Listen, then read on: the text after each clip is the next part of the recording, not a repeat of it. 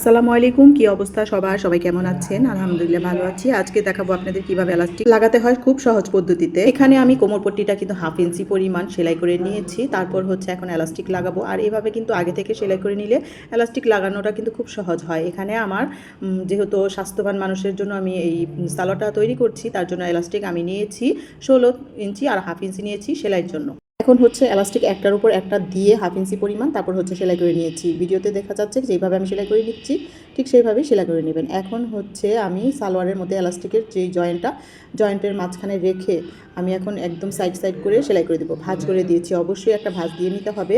আর 1/2 ইঞ্চি যে সেলাই করেছিলাম এটাই হচ্ছে তার উপকারিতা, মানে এখানে আর দ্বিতীয় ভাঁজ দিতে হবে না, একবারেই ভাঁজ ভেঙে তারপরে যে সেলাই করে নিয়েছি এলাস্টিকটাকে। আর অবশ্যই কিন্তু এলাস্টিকের ওপর সেলাই করা যাবে না। আর এখানে কথা বলতে বলতে কিন্তু পুরো এলাস্টিক সেলাই হয়ে গিয়েছে। তারপর আমি একটু টেনে নিয়েছি, যেহেতু এক সাইডে কুচি ভেঙে আছে কাপড়ের।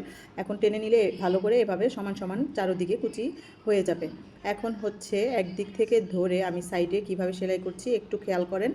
আমি একদিক থেকে ধরে আমি এক কাপড়টাকে খুব শক্ত করে ধরে টান করে তারপর হচ্ছে এলাস্টিকের এই সাইড থেকে একটা সেলাই দিয়েছি, পরবর্তীতে কিন্তু আরেকটা সেলাই করে দিব। অবশ্যই কাপড়টাকে শক্ত করে ধরতে হবে, না হলে কিন্তু কোথাও কুচি কম কোথাও কুচি বেশি হয়ে যাবে। এখন হচ্ছে দ্বিতীয় লাইন সেলাই করে নিচ্ছি। আর দ্বিতীয় লাইন সেলাই করাটা খুবই সহজ, যেহেতু আগের লাইনটা আমরা সুন্দরভাবে করে নিয়েছি।